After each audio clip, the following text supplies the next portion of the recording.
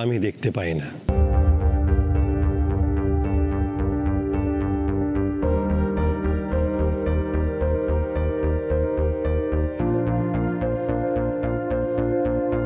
আমার আর্য completely normal, ওটা ওর কোনো খামতিই নয়।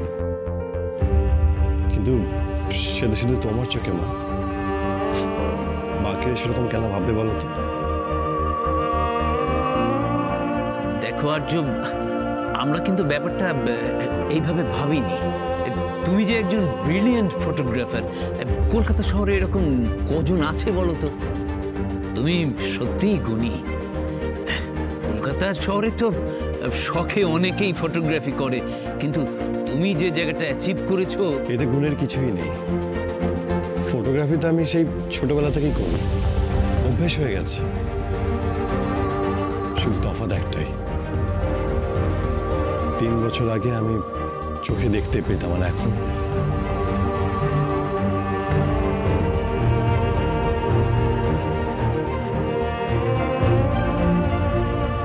তিন বছর আগে বাস্কেটবল খেলতে গিয়ে আমার চোখে আর মাথায় আঘাত লাগে, তারপরই সবকিছু বদলে যায়। অবশ্য আমার কাছে কোনো কিছু বদলায়নি, বদলেছে শুধুমাত্র লোকজনের কাছে।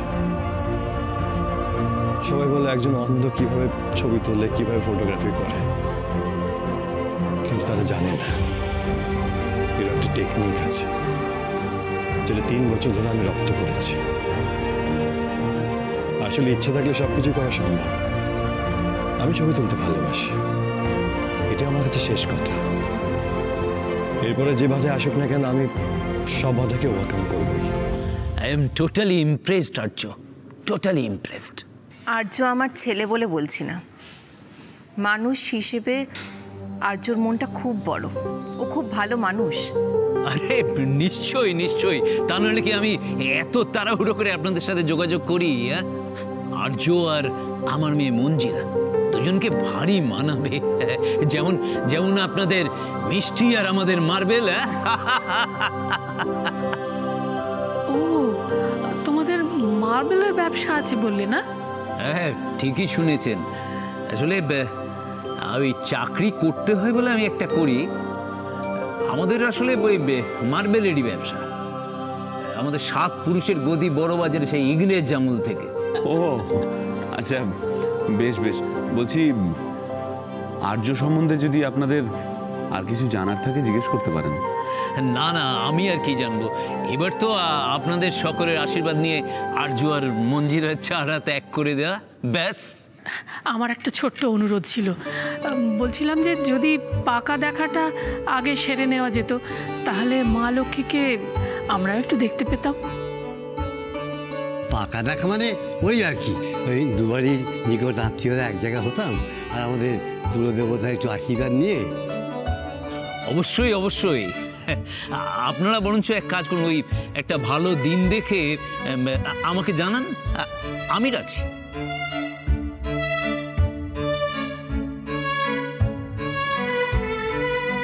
কংগ্রাচুলেশনস।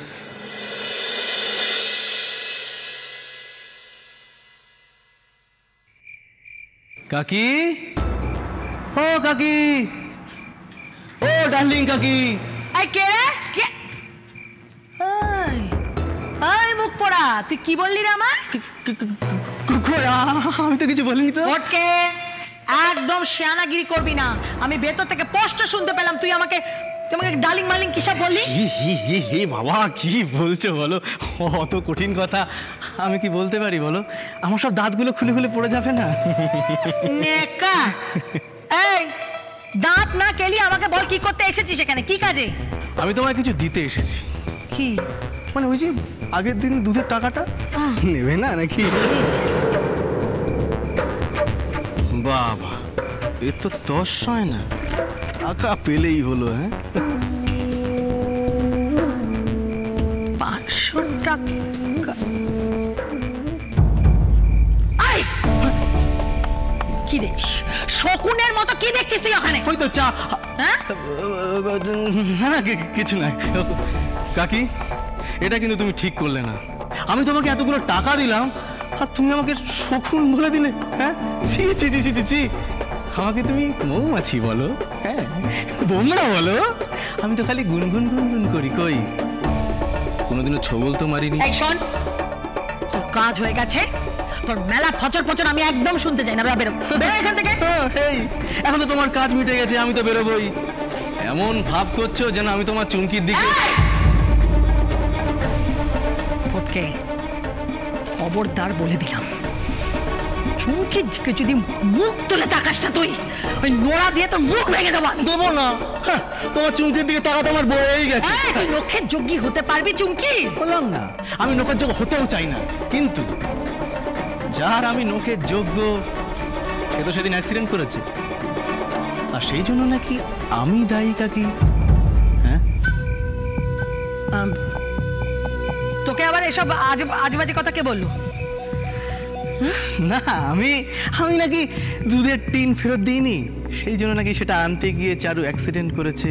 বাহ বাহ বাহ বাহ বাহ বাহ বাহ। ছাড় না ভোটকে, এসব কথা হঠাৎ করে এখন কেন বলতে এলি তুই? এই তো লাইনে এসে গেছে তড়বড়া নিঃশেষ। হ্যাঁ,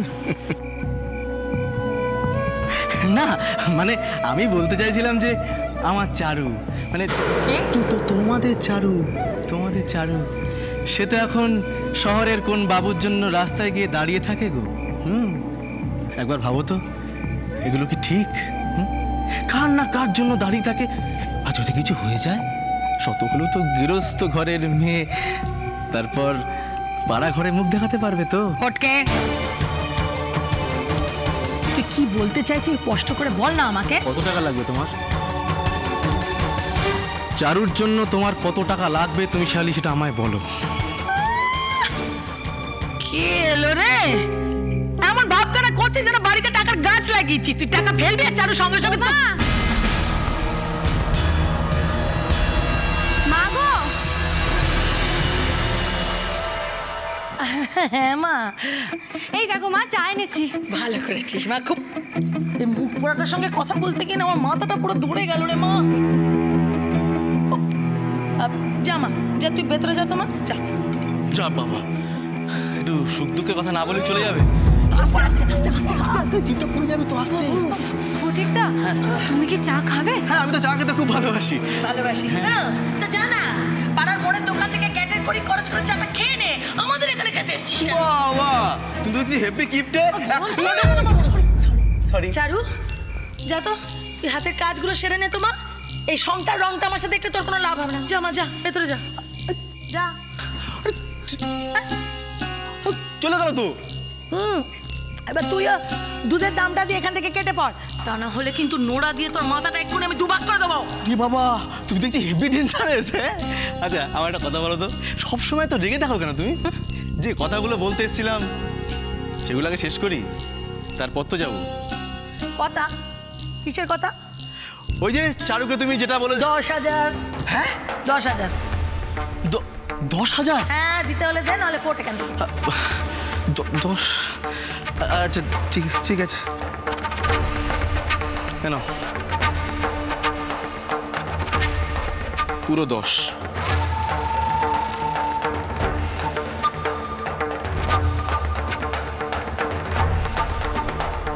কাকি একটু দেখো, হ্যাঁ, যেন একটু তাড়াতাড়ি হয় সব বিষয়টা।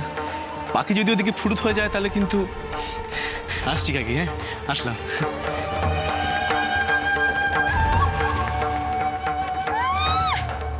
শখ কত না, চারুকে নাকি বিয়ে করবে। ওরকম লোক কি বিনা পয়সায় কাজের লোক আমি আর একটা পাবো? সবই তো ঠিক আছে দেখছি, জ্বরটাও নেমে গেছে। চিন্তার আর কিচ্ছু নেই। উঠে বসো তো, ওঠো। এই তো